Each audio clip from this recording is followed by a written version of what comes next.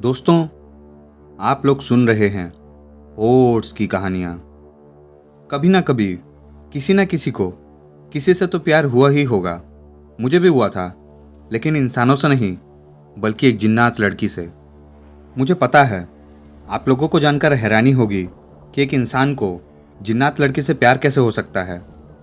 दरअसल मुझे पहले पता नहीं था कि वो एक जिन्नात लड़की है, लेकिन जब पता चला तो मेरी तो हालत ही ख़राब हो गई। आज मैं आपको अपनी वो डरावनी और दिल दहला देने वाली एक हॉरर स्टोरी बताने जा रहा हूँ। दोस्तों, कहानी सुनने से पहले एक बार इतना ज़रूर चेक कर लेना कि कहीं आपकी भी गर्लफ्रेंड एक जिन्नात तो नहीं। तो दोस्तों, बात उन दिनों की है जब मैं कॉलेज में पढ़ाई करता था।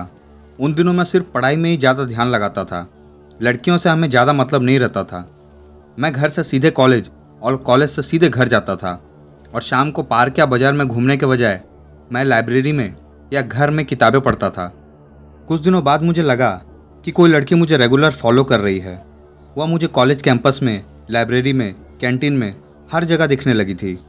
अब तो धीरे धीरे मैं उसकी तरफ खिंचाने भी लगा था। मुझे वो लड़की अब धीरे धीरे अच्छी लगने लगी थी, लेकिन मेरी हिम्मत नहीं थी कि मैं उसे जाके कुछ बोल सकूं।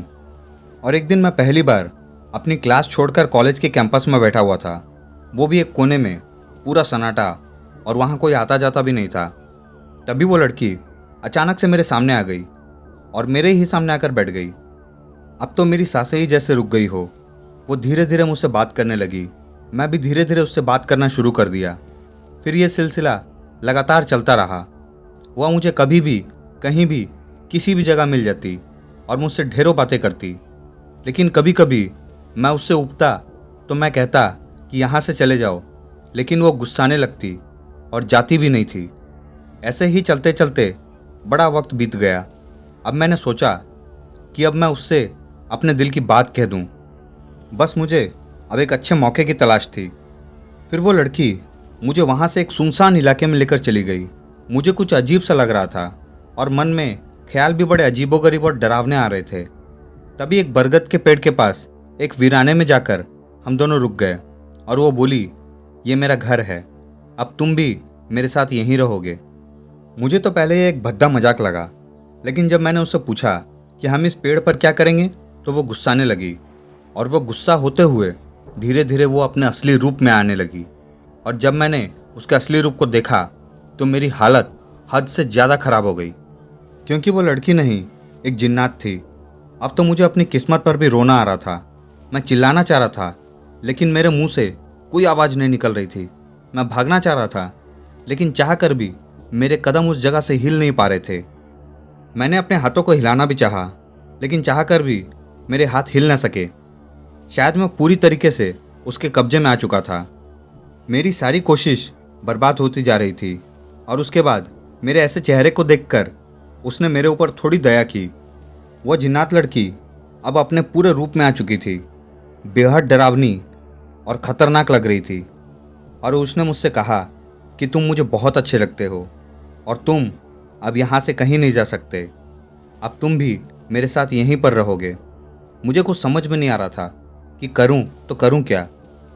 अब वो लड़की अपने नुकीले हाथों से मेरे ऊपर हमला करने जा रही थी, या यूँ कहे कि उस नुकीले दांतों से वो मुझे मार देना चाहती थी। लेकिन तभी वो रुक गई और उसने मुझसे कहा कि क्या तुम कुछ और कहना चाहते हो? तो मैंने केवल हाथ जोड़कर इतना कहा कि मुझे माफ़ कर दो, मैंने तुम्हारा क्या बिगाड़ा है, मुझे छोड़ दो। लेकिन वो केवल हंस रही थी और कुछ नहीं बोल रही थी। उसके बाद से मैंने देखा कि दूर मजार पर एक पीर बाबा आ रहे थे, और वो लड़की मुझे वहाँ से लेकर के एक खंडर में चली गई और वहाँ पर वो मुझे तड़पाने लगी। मेरा सर बार बार इधर से उधर दीवारों पर लड़ रहा था। शायद ये आवाज़ बाबा तक पहुँच गई। वो धीरे धीरे उस कोठेनुमा खंडर में पहुँच गए और उन्होंने उस जिन्नात को अपने कब्जे में किया और मेरी जान बचाई। और जाते जाते उन्होंने मुझे एक तावीज़ दी और बोले कि अब इसे अपने गले से मत उतारना। ये जिन्नात लड़की बहुत ही ताकतवर है। ये अक्सर यहाँ पर लोगों को इसी तरीके से मारती है और उन्हें अपने साथ रखना चाहती है। तुम्हारी किस्मत अच्छी थी कि तुम बच गए, क्योंकि हर समय, हर बार सबकी किस्मत अच्छी नहीं होती। दोस्तों, अगर यह छोटी सी जिन्नात की कहानी आप लोगों को पसंद आई तो चैनल को लाइक, शेयर, सब्सक्राइब ज़रूर करें और बेल आइकन को दबाने के साथ साथ ऑल पर भी क्लिक कर लें ताकि और भी डरावनी और मज़ेदार कहानियाँ आप लोगों तक पहुँचती रहे।